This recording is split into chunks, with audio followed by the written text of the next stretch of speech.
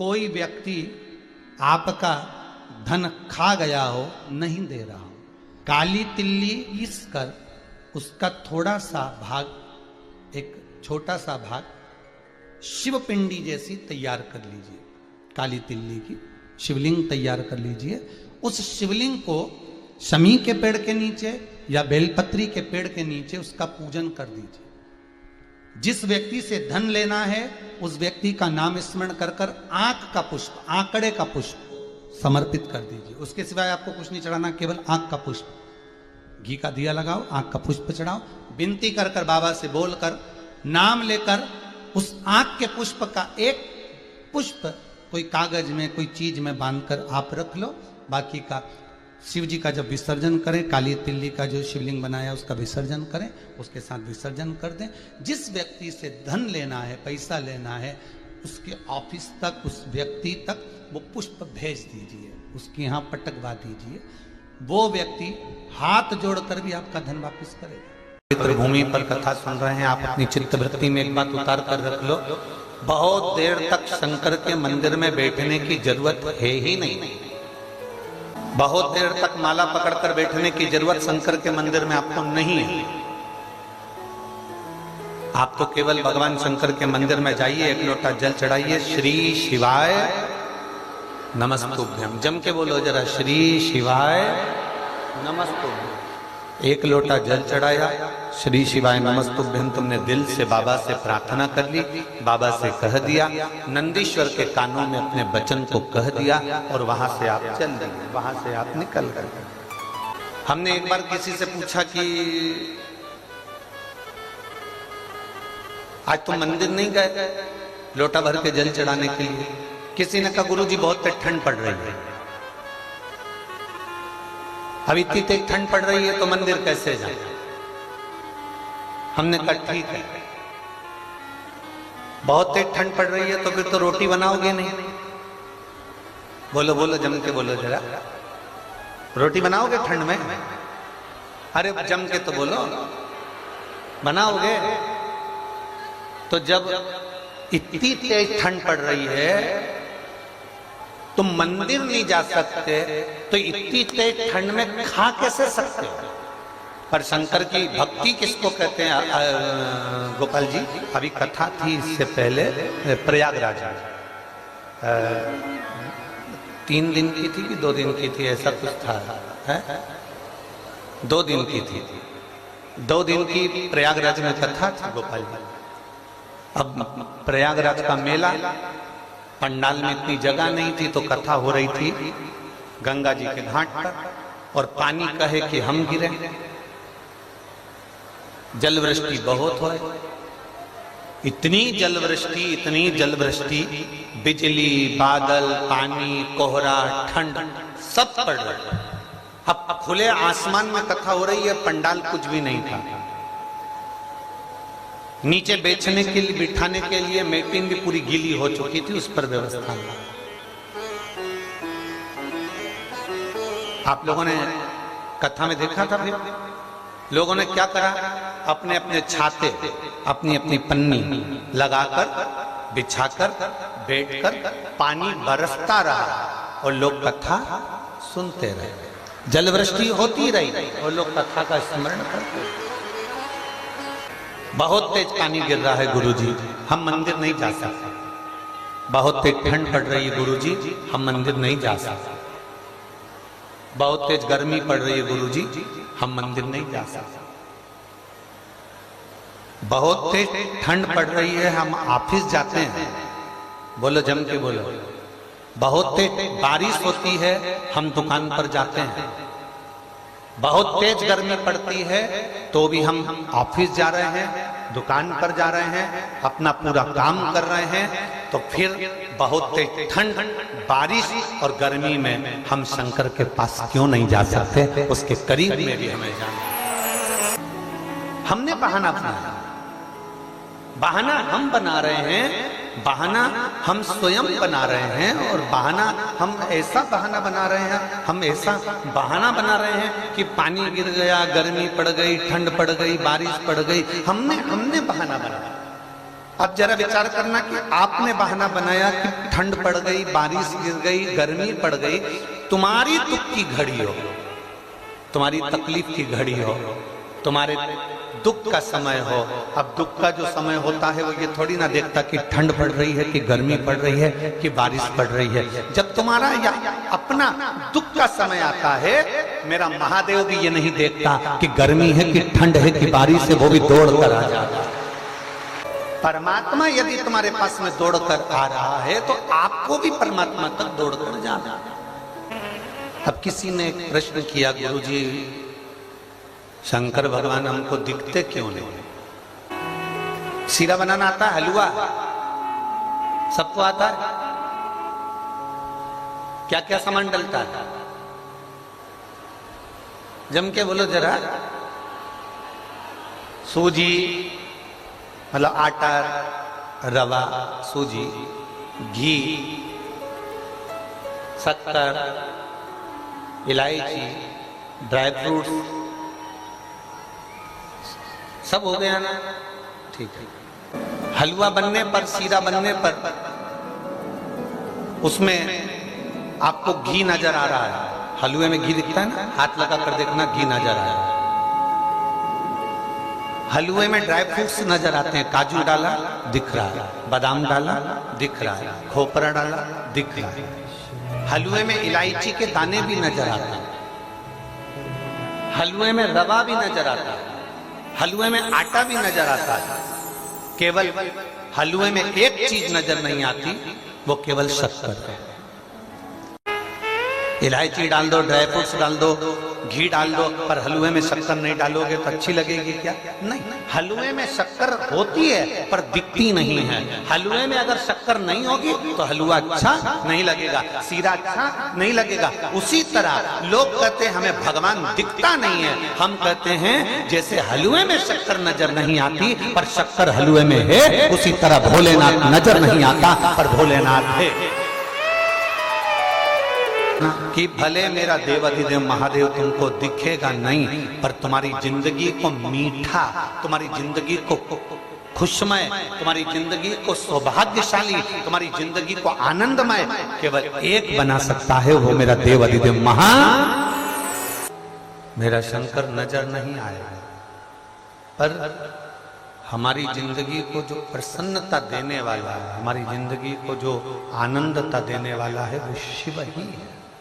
तारकासुर असुर है, तारकासुर राक्षस है, तारकासुर असुर है।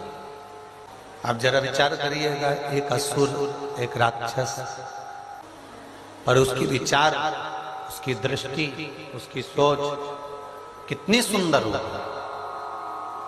उस तारकासुर ने अपनी मृत्यु को ब्रह्मा जी से मांगा, तो मृत्यु को मांगने के समय पर ब्रह्मा जी ने कहा मांगो तुम्हें क्या चाहिए? तो उसने कहा मैं मरूं ना, ऐसा मुझे वरदान दे दीजिए। जो विचार कर कर बैठे हैं कि हम कभी मरेंगे नहीं, वो ये विचार छोड़ दो। 1 करोड़ रुपए साल का, महीने का टर्नओवर है तुम्हारा, 1 लाख रुपए है, 2 लाख रुपए है, 10 लाख रुपए है, जितना भी तुम्हारा टर्नओवर है तुम उस टर्नओवर को करते रहो, मना नहीं है। पर एक बात शिव महापुराण की अपनी जिंदगी में उतार कर रखना, 10 लाख रुपए महीना कमा लो, 2 लाख रुपए महीना कमा लो, 5 लाख रुपए महीना कमा लो, 40,000 रुपए महीना कमा लो, 50,000 रुपए महीना कमा लो, चाहे 25 करोड़ रुपए महीना कमा लो, पर इतना जरूर याद रखना कि वो कमाए हुए धन को केवल तिजोरी में भरकर मत रखना, क्योंकि कमाते कमाते कमाते कमाते कमाते कमाते एक समय ऐसा आ जाता है कि हमारी अवस्था कुछ कम हो जाती है, हमारी उम्र कुछ कम हो जाती है।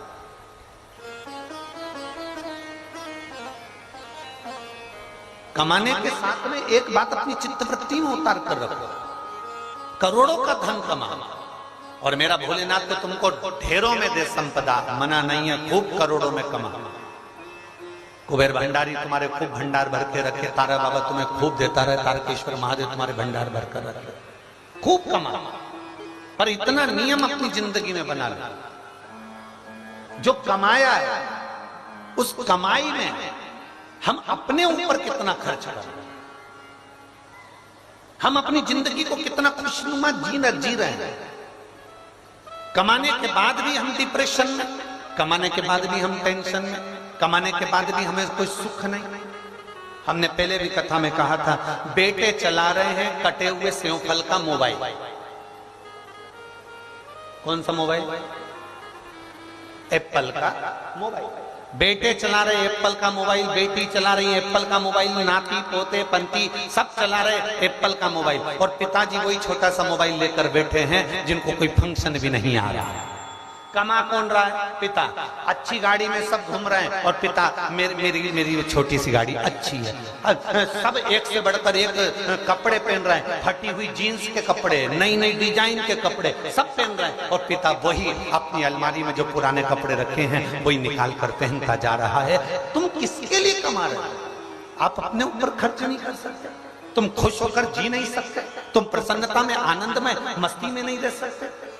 जितने बड़े औहदे पर लोग पहुंचते चले जाते हैं, हमने पहले भी कथा में कहा, उनकी 3 चीजें चली जाती है। 3-4 चीज बताइए शास्त्रों में कि बड़े बड़े औहदे पर पहुंचने के बाद कुछ 3-4 चीजें ऐसी हैं जो चली जाती हैं। एक, बड़े औहदे पर पहुंचने के बाद उसकी स्माइल चली जाती है, उसकी हंसी।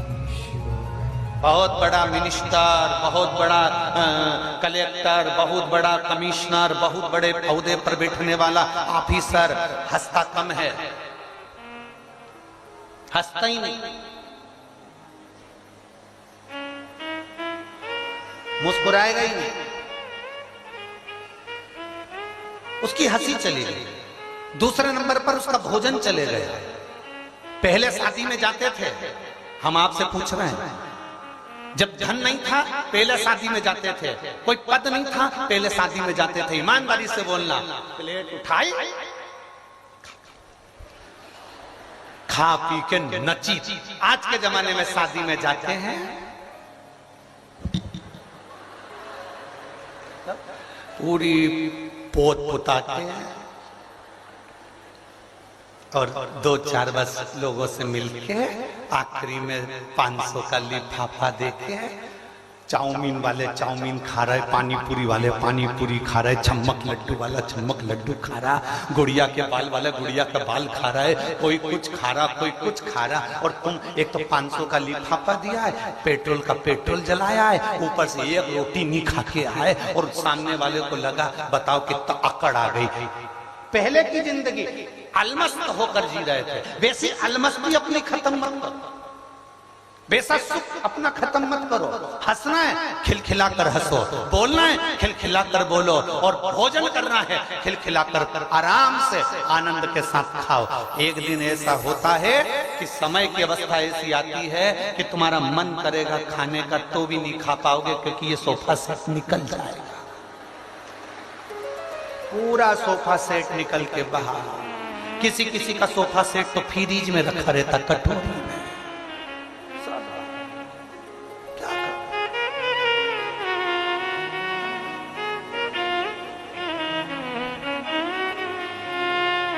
क्या करोगे? गोविंद जी, आपकी जो बेटियां हैं ना और बेटे बेटियां बड़े अलमस्त हैं, बड़े अलमस्त।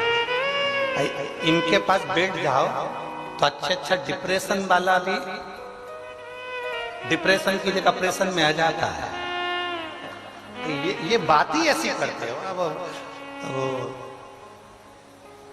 कल की बात, अब आपका वो बेटा देर वो अभी लखराम भैया आने वाले हैं, लखराम भैया आने वाले, 2-4 मिनट बात करेगा, फिर लखराम भैया आने वाले, लखराम भैया आने वाले। अब हम भी झूले में झूल झूल के, हमने भी तारा बाबा से कहा लखराम भैया को भेज दो तो हम अंदर जाए सोने। लखराम भैया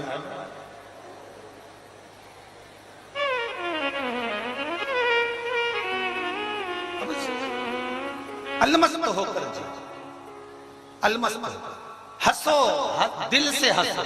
मुस्कुराहट केवल एक मनुष्य को मिली है। कभी कुत्ते को हंसते हुए नहीं देखोगे, खटमल को भी हंसते हुए नहीं देखोगे, झिंगुर कभी मुस्कुराएगा नहीं, इल्ली कभी नहीं हंसेगी। हंसता केवल, जम के बोलो जरा, मनुष्य है। ये मुस्कुराहट, ये स्माइल, ये प्रसन्नता केवल मेरे भगवान ने मनुष्य को गॉड गिफ्ट के रूप में प्रदान करी है कि मुस्कुरा, प्रसन्न हो। और ये प्रसन्नता सबसे पहले किसने दी? भगवान शंकर ने। भगवान नारायण लक्ष्मी जी से चरण दबाते हैं, पर भगवान नारायण के चेहरे पर कभी प्रसन्नता नहीं रहती। ब्रह्मा जी ब्रह्माणी के पास बैठते हैं, पर ब्रह्मा जी के चेहरे पर कभी प्रसन्नता नहीं रहती।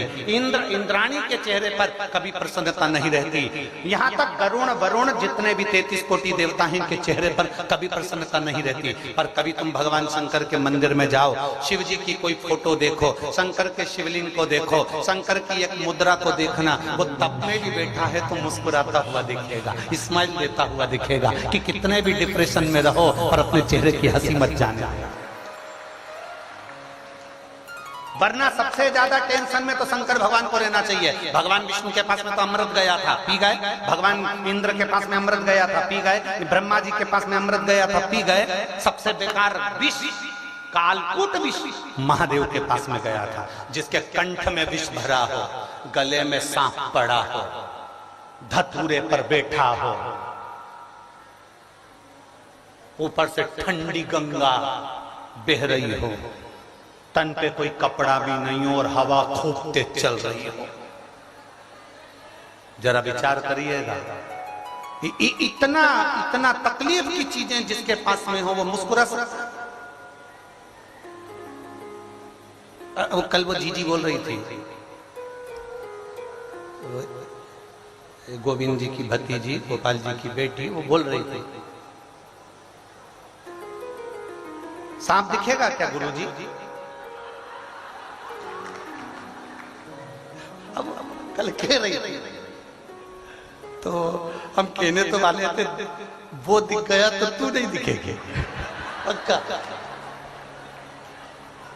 अगर मान लो वो दिख गया तो तू नहीं दिखने वाला। अब हम ये बोल देते तो वो कहती, बताओ गुरुजी ने ऐसा बोल दिया।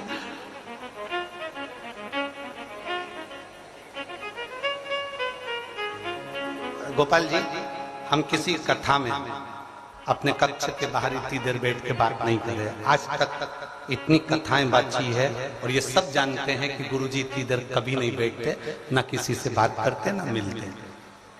फिर ये बच्चे लोगों का ऐसा प्रेम है कि ये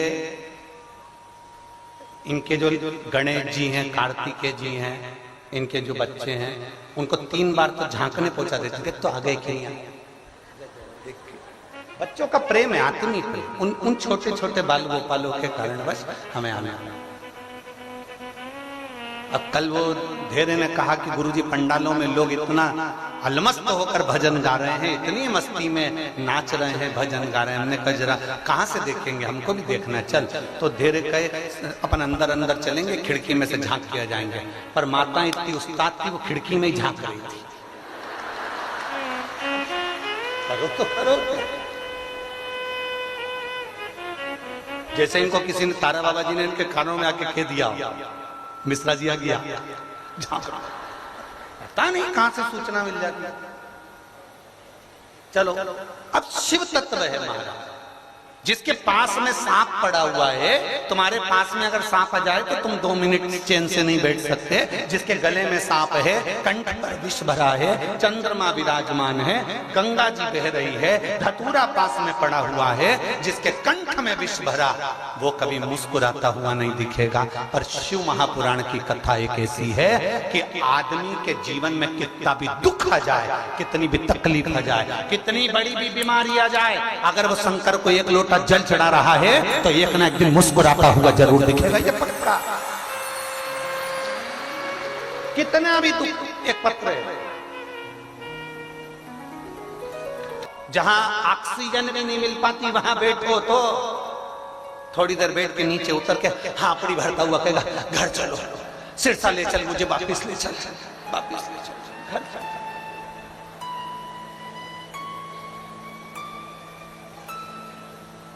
इंद्र को भय रहे कि मेरे को मेरा सिंहासन कहीं चला ना जाए, भगवान को डर लगे कि बैकुंठ कहीं चला ना जाए, ब्रह्मलोक को, ब्रह्मा को डर लगे ब्रह्मलोक चले ना जाए, शंकर को टेंशन नहीं है कि कोई कैलाश ले जाए। एक बार किसी ने पूछा,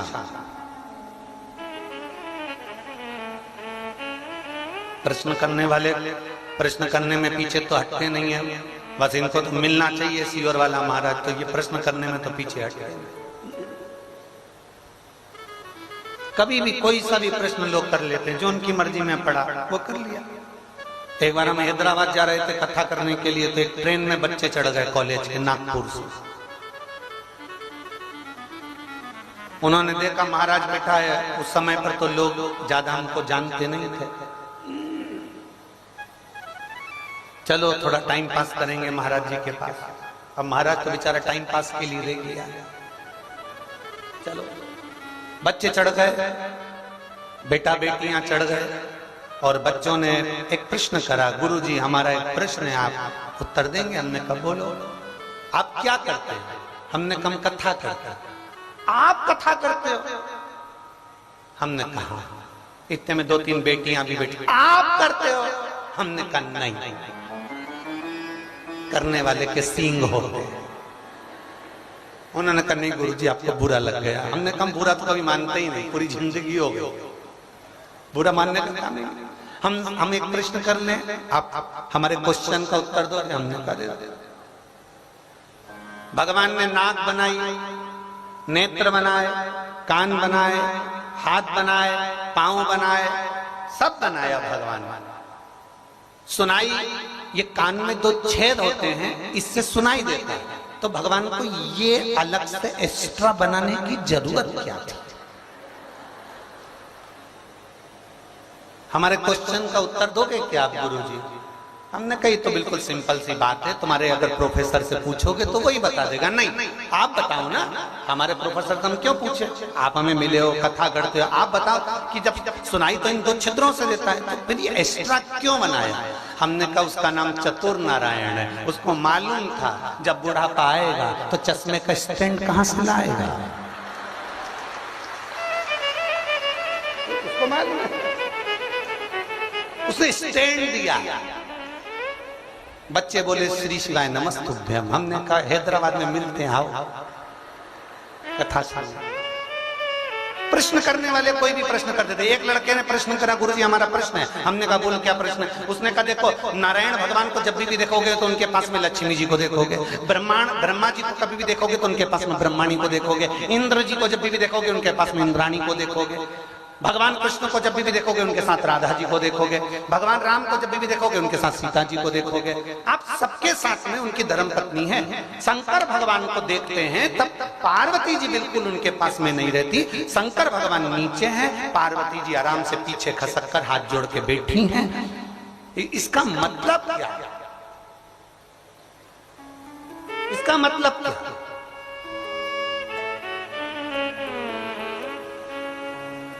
हमने कहा देखो, शंकर भगवान अपनी धर्म पत्नी की ओर से एकदम फ्री है, एकदम फ्री। उनको मालूम है लक्ष्मी को लोग रोज घर में बुलाना चाहते हैं, सरस्वती को लोग रोज घर में बुलाना चाहते हैं। केवल दुर्गा भवानी एक ऐसी होती है जिसको 9 दिन बिठा के आखिरी में छोड़ी आते हैं। 9 दिन से ज्यादा कोई झेलता भी नहीं माता। क्यों? क्योंकि उसके नियम बड़े पक्के हैं। फलाहार करना है, जोत जलाना है, जगराता करना है, भवानी को मनाना है। 9 दिन वो इतनी जब खुश हो जाती है ना अपने भक्तों के घर में, 9 दिन जब खुश हो जाती है, हम कहते हैं, फिर अभी कह रहे थे कि 24 घंटे भले भजन मत करो, 1 मिनट याद कर लो, पूरा 24 घंटा अच्छा हो जाएगा। शिव जी कहते हैं 9 दिन, पूरे साल में 9 दिन जो उसको दिल से भज लेता है उसके पूरे साल भर की व्यवस्था वो अपने आप कर कर चली जाए। उसको रोज बुलाने की जरूरत नहीं, केवल 9 दिन भजन कर लो उसका, जगराता कर लो उसका, जोत जला लो उसकी, उसका स्मरण कर लो। वो भवानी, वो दुर्गा, वो चामुंडा, वो कालरात्रि, वो कात्यायनी, वो कुष्मांडा, वो स्कंदा, वो जोता वाली, वो लाटा वाली, वो पहाड़ा वाली, वो वैष्णो रानी कोई साधारण नहीं है। वो दुनिया की गोद भरने वाली है, एक बार में भरती है और भर कर चली जाती है। 9 दिन भजन करने वाले को साल भर का देकर चली जाती है। रोज की जरूरत ही नहीं है, रोज की जरूरत नहीं है मेरी माता। शिव को राजी कर लो, पार्वती राजी हैं। भगवान शंकर का भजन कर लो, पार्वती राजी हैं। भगवान शंकर को 1 लोटा जल जब हम चढ़ाते हैं तो जल नीचे जाता है पार्वती जी के हस्तकमल पर, पार्वती जी से वो जल बहता बहता सुख सुंदरी पर, गणेश जी, कार्तिक, सबके पास जाता है। एक देवता प्रसन्न नहीं होते। और यहाँ तक शास्त्र कह रहा है कि जो जल बहकर नीचे से लंबी लाइन लगकर जो बाहर जा रहा है, जो जल जितनी दूर तक जा रहा है उतनी दूर तक 33 कोटि देवी देवता भगवान शंकर के चढ़े हुए जल का केवल स्पर्श करने के लिए खड़े रहे। इसलिए शिव जी के जल को लांगा नहीं जाता। 33 कोटि देवता स्पर्श मात्र करने के लिए शंकर भगवान के जल को स्पर्श करने के लिए खड़े रहे। 33 कोटि। उसके जल की महत्वता जो जान गया, शंकर जी को चढ़े हुए जल के महत्व को जो पहचान, चढ़े हुए 1 लोटे जल को पहचानना बहुत कठिन है। कितना विचित्र है। शास्त्र कहता है पुरुष को ओम नमः शिवाय बोलना चाहिए, नारी को नमः शिवाय ओम बोलना चाहिए। कभी भी स्त्री ओम नमः शिवाय का जाप करती है तो ओम से प्रारंभ नहीं करती। याद रखना, कहां से प्रारंभ करेगी? नमः शिवाय, ओम नमः शिवाय, नमः शिवाय से प्रारंभ कर दिया। नमः शिवाय, ओम नमः शिवाय, नमः शिवाय, ओम नमः शिवाय, नमः शिवाय, ओम नमः शिवाय, नमः शिवाय, ओम नमः शिवाय, नमः शिवाय, ओम नमः शिवाय। और पुरुष ओम नमः शिवाय, ओम नमः शिवाय, ओम नमः शिवाय, ओम नमः शिवाय। अब कोई कोई भ्रम में पड़ गया, किसी की चित्तवृत्ति में आ गया। हाँ, हम ओम नमः शिवाय बोलते थे, हमने इतने साल जाप करा, उसका फल क्या? इसीलिए शिव महापुराण की विद्येश्वर संहिता में श्री शिवाय नमस्तुभ्यं सीधा कह दिया। ना पुरुष उलझे ना स्त्री उलझे, जपो ओम नमः शिवाय। षडाक्षर है, पंचाक्षर नमः शिवाय जपो, साथ में श्री शिवाय नमस्तुभ्यं।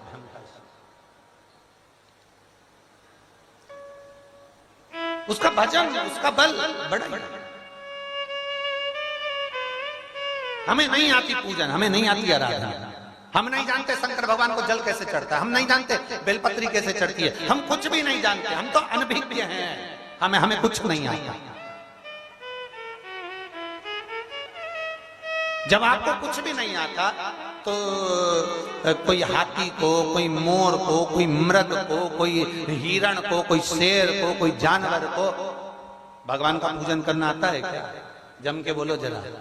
परंतु नहीं आता, उसके बाद भी शंकर भगवान का नाम है पशुपति नाथ। पशुपति नाथ इसलिए है क्योंकि पशु कैसे भी भगवान का उसके दरवाजे के सामने से भी निकल जाए तो भी वो कल्याण कर देता है। और आप इतना याद रखना, कोई तुमसे कहे कि ये मंत्र बोलने से पाप लगता है, ये मंत्र बोलने से पुण्य लगता है, कोई तुमसे कह दे शंकर पे चढ़े हुए जल को पीने से ये हो जाता है, कोई कह दे बेलपत्र खाने से ये हो जाता है, उनसे कह देना आग लगे बस्ती में। हम तुमसे पूछने आए थे कि क्या करने से क्या हो जाता है। मैं चाहे ये करूं, मैं चाहे वो करूं, मुझे कोई मतलब नहीं, मेरा मन होना चाहिए। एक पत्र।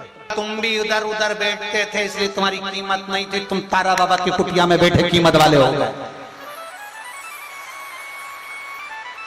तारा बाबा की कुटिया में बैठकर कीमत वाले हो गए, शिव पुराण में बैठकर कीमत वाले हो गए, कुबरेश्वर धाम में बैठकर कीमत वाले हो गए। और जितने 7 मार्च से 13 मार्च तक सीहोर आ रहे हैं कुबरेश्वर बाबा की धरा पर, ये सोच कर आना कि तुम बाबा की इस भूमि पर बैठकर कथा सुनोगे तुम हल्के फुल्के नहीं रहोगे, अगले वर्ष फिर आओगे और इतने कीमत वाले बनकर आओगे कि बाबा तुम्हें पूर्ण देगा। शिव तत्व की प्राप्ति। ये गोपाल भैया तो बहुत चतुर ही आए।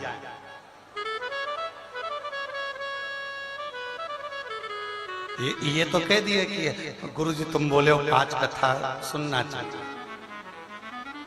अभी ये खुद के हित की बात नहीं कर रहा है, ये तुम सबके हित की बात कर रहे हैं। 5 कथा सुनना है और हम आ जाएंगे, मना नहीं, पर तुम्हें यहाँ 5 बार बहुत चतुर है। इनका नाम ही गोपाल है।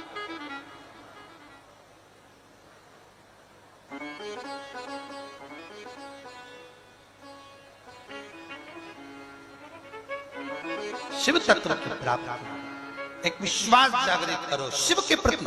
जिस दिन तुम भगवान शंकर के शिवलिंग के प्रति विश्वास को जागृत कर लोगे, जिस दिन तुम्हारे मन में यह आ गया कि शंकर है क्या, शंकर के शिवलिंग पर जल चढ़ाने का फल क्या होता है। तारकासुर असुर है, तारकासुर राक्षस है, तारकासुर असुर प्रवृत्ति का है, पर ब्रह्मा जी से वर मांग रहा है, ब्रह्मदेव से करा है मेरे प्राण ना छूटे। ब्रह्मा जी ने कहा मरना तो पड़ेगा, प्राण तो छूटेंगे, मृत्यु तो आएगी, तो फिर अगर प्राण छूटे तो मुझे वर दो कि मैं शंकर भगवान के पुत्र के द्वारा मरूं। मेरे प्राण जाए तो शंकर भगवान के पुत्र के द्वारा, मेरे प्राण जाए तो मैं शिव के पुत्र द्वारा मरूं।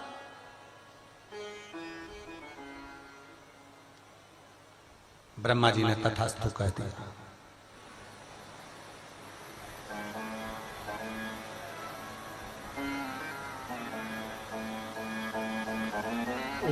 आएगा दुख तो उसे टालेंगे, आएगा दुख तो उसे टालेंगे। हम महादेव के भक्त हैं, महादेव ही हमें संभालेंगे। तारकासुर ने खुद की मृत्यु भी मांगी तो भगवान शंकर के पुत्र द्वारा, उनके बेटे से। कारण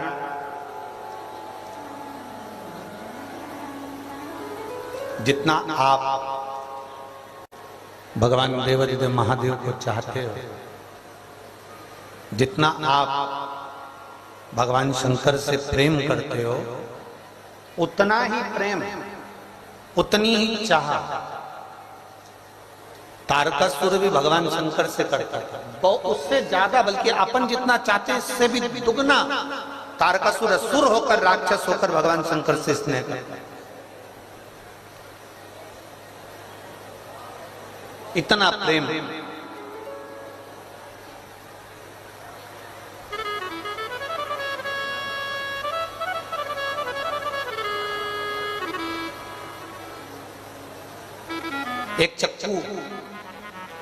एक चाकू डॉक्टर के पास होता है और एक चाकू कोई रोड पे जा रहा है चाकू लेकर, उसके पास में जो रोड पर चाकू लेकर मार रहा है वो भी चाकू से ही मार रहा है, और हॉस्पिटल में डॉक्टर जो शरीर काट रहा है वो भी बोलो जम के बोलो जरा, चाकू से काट रहा है। रोड पर जिसने चाकू चलाया उसको पुलिस ले गई, हॉस्पिटल में जिसने चाकू चलाया उसको पुरस्कार मिल गया। बोलो सही है कि गलत? जम के तो बोलो जरा, सही है ना? कारण क्या है?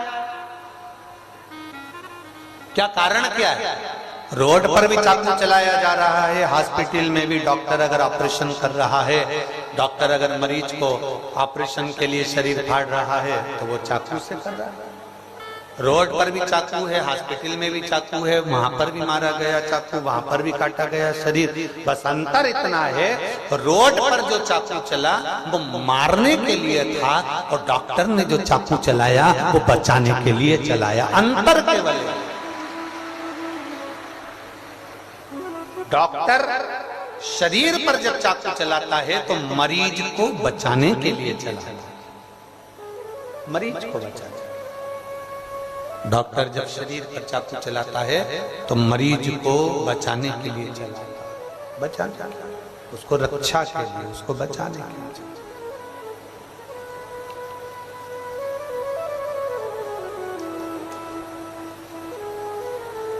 चक्कू वही है, चक्कू में कोई अंतर नहीं, केवल भाव बदल गया।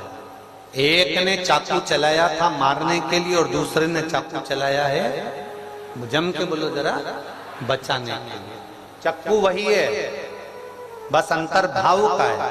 उसी तरह शिव जी के मंदिर में जल चढ़ाने के लिए पहले आप जाते थे तो केवल ये सोचकर जाते थे कि सोमवार है जल चढ़ाना है, शिवरात्रि है जल चढ़ाना है, सावन का महीना है जल चढ़ाना है। पर जब से तुमको मालूम पड़ गया कि एक लोटा जल सारी समस्या का हल है, तब से तुमने जब शंकर जी को जल चढ़ाना प्रारंभ करा, तब से शंकर भगवान ने तुम्हारा भी भंडार भरना प्रारंभ कर दिया। चाकू वही है, रोड पर मारा तो खत्म करने के लिए था और हॉस्पिटल में चला तो बचाने के लिए था। चाकू वही है, चाकू में कोई अंतर नहीं, चाकू वही वही वही।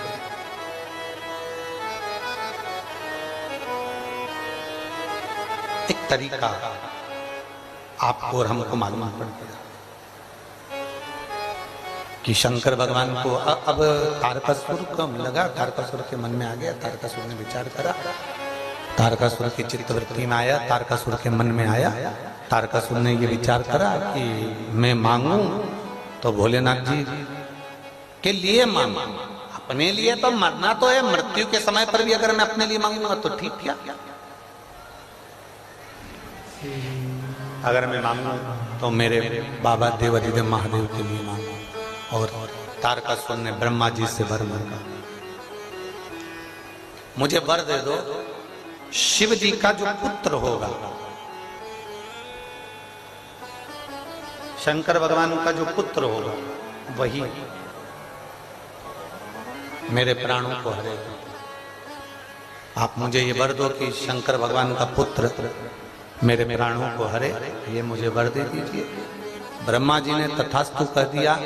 तारकासुर शंकर भगवान से इतना स्नेह करता था कि उनकी शादी कराना चाहता था कि सती मैया चली गई और सती मैया के जाने के बाद शंकर भगवान अकेले हो गए, सती मैया के जाने के बाद भोलेनाथ जी अकेले हो गए, इनका विवाह होना जरूरी है। अगर विवाह हो गया तो मैं मरने से पहले एक अच्छा काम करके चले जाए।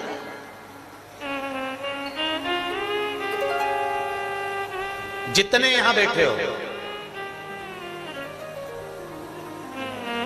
अपने भीतर आप भी एक संकल्प बनाकर जाओ,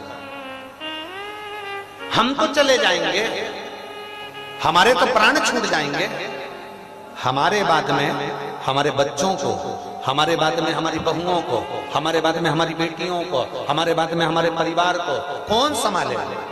तो अपने बच्चों को एक संस्कार देकर जाओ, अपने बच्चों को ज्ञान देकर जाओ कि तुम्हें एक लोटा जल लेकर महादेव के चरणों में जाना है, शिव जी को जल चढ़ाना है। अगर तुम्हारे साथ में कोई नहीं खड़ा होगा तो यह पक्का है तुम्हारे साथ में देवाधिदेव महादेव जरूर खड़ा है। अपने बच्चों को ये संस्कार दीजिए, अपने बच्चे को ये ज्ञान दीजिए कि कोई ना खड़ा होगा पर देवाधिदेव महादेव खड़ा होगा, पक्का है तुम्हारे साथ में वो खड़ा होगा।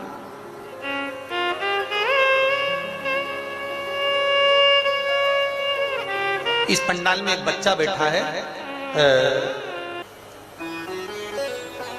दुनिया का प्रबल हो गया विश्वास।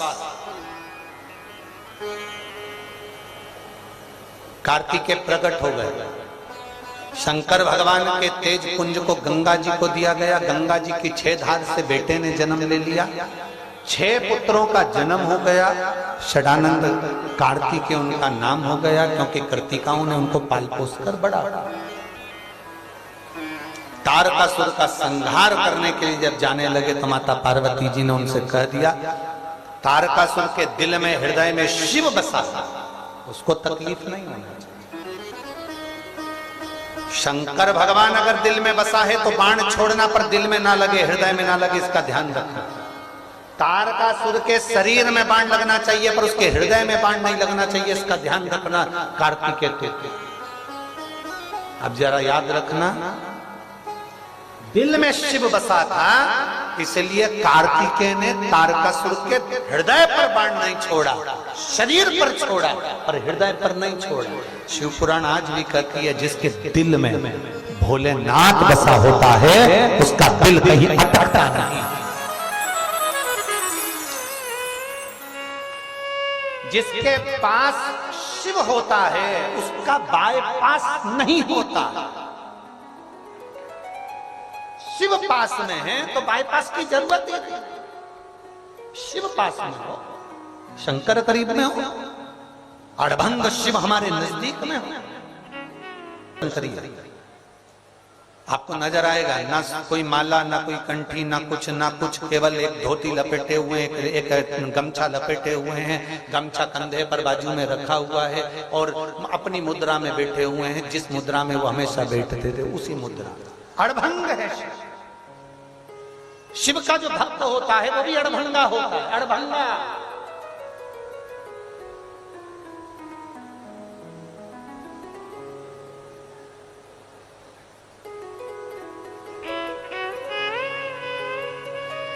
हम तो यहां तक कहेंगे आप लोगों से, जितने लोग आस्था चैनल पर कथा सुन रहे हैं, फेसबुक यूट्यूब पर सुन रहे हैं और जितने यहां सुन रहे हैं सब ध्यान से सुनना। जितने पंडालों में बैठकर कथा सुन रहे हैं वो भी ध्यान से सुनना। जिस दिन आप शंकर के मंदिर में जल चढ़ाने नहीं जा सको, उस दिन अपने घर के बाहर से कोई शंकर के मंदिर में जल चढ़ाने जा रहा हो या जल चढ़ाकर आ रहा हो, उसके मुख का ही दर्शन कर लेना तो तुम्हें जल चढ़ाने का फल मिल जाएगा। हम यहां तक शिव पुराण बताएंगे, उसका दीदार मात्र हो जाए, उसका दर्शन मात्र हो जाए, उसका चेहरा दिख जाए, उसकी दृष्टि हो जाए। गुरु की मात्र, शिव भक्त की मात्र, शंकर जी की उपासना करने वाले की मात्र दृष्टि ही पड़ जाती है तो कल्याण हो जाता है। केवल दृष्टि पर दृष्टि मिलाना भी तो कठिन है, दृष्टि मिलाना भी तो कठिन है, गुरु की दृष्टि पढ़ना भी तो कठिन है। शंकर के जो उपासक होते हैं ना, शिव की जो भक्ति करने वाले होते हैं, शंकर के जो उपासक होते हैं, शिव की जो भक्ति करने वाले होते हैं, शंकर का उपासक, शिव की भक्ति करने वाला, उसमें दो चीजों का दर्शन आप हमेशा देखेंगे कि वो शिव की भक्ति करने वाला अपने मध्य को, अपने मस्तिष्क, जहां तिलक वो लगाता है, जहां वो त्रिपुंड लगाता है, उस तिलक पर वो किसी के हाथ का स्पर्श नहीं होने देते। लगा नहीं? हमारे यजमान लोग भी आते हैं, आप लोग टीवी पर देखते होंगे कि गुरुजी सबको तिलक लगा देते हैं, पर वो जब भी लगवाते हैं तो हाथ पर तिलक लगवा लेते हैं, मस्तिष्क को नहीं छूते। दूसरा, शिव का जो भक्त होता है, शंकर की आराधना करने वाला होता है, वो निगाह नहीं मिलाता, नीचे नेत्र कर कर बैठा रहेगा, देखता रहेगा, निगाह उठाएगा नहीं। बहुत कम मात्रा में निगाह मिल गई पूरी कथा में, पूरे भजन में, पूरे स्मरण में, गुरु से सत्संग में कहीं तुम्हारी निगाह मिल गई तो बात दूसरी है, नहीं तो वो देखता ही नहीं, वो अड़भंगा इधर उधर देखता रहेगा, मिलाएगा ही नहीं, देखेगा ही नहीं, नेत्र उठाएगा ही नहीं। और मेरा विश्वास कहता है तारा बाबा जी में भी ये दो एक आपने तत्व देखे होंगे उनके, तो वो निगाह नहीं मिलाते, मिलाते नेत्र नीचे रखे, मिलाएगा ही नहीं, मिलाने के लिए मस्तक को हाथ लगाने देगा नहीं, अपने करीब में किसी को आने देगा नहीं, अपने करीब में भी नहीं आने देता। जैसे हम कह देते हैं हम नहीं मिलते किसी से भी, हमने गोविंद जी को भी कह दिया, पूछो आप गोविंद जी से, वो बताएंगे गुरुजी सब मिलने के लिए आते हैं। हमने कह दिया था हम 4 दिन नहीं मिलते, 3-4 दिन हम नहीं मिलते, 3-4 दिन के बाद हम भले थोड़ी देर आपसे मिले, परंतु हम नहीं मिलते। शिव का भक्त अड़भंग दूरी बनाकर चलेगा, शिव का भक्त अपने तृतीय नेत्र को स्पर्श नहीं करने देगा, शिव का भक्त अपने नेत्र मिलाएगा नहीं, अपने नेत्र नीचे कर कर भजन करेगा, बात करेगा, चित्त करेगा, स्मरण करेगा, पर मिलने नहीं देगा। और जिसको देख ले जिस पर कृपा, वो कहते हैं ना, एक नजर कृपा की कर लो भोले त्रिपुरारी, निर्धन की झोली भर दो भोले त्रिपुरारी। माना के मैं पतित बहुत हूँ, माना के मैं पतित बहुत हूँ, पतित से पावन कर दो ओ भोले त्रिपुरारी। निर्धन की झोली भर दो ओ भोले त्रिपुरारी। एक नजर कृपा की कर दो ओ भोले त्रिपुरारी। शिव को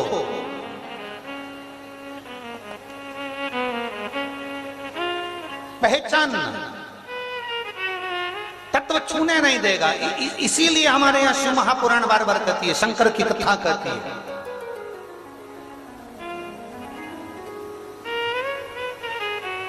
शिव महापुराण कहती है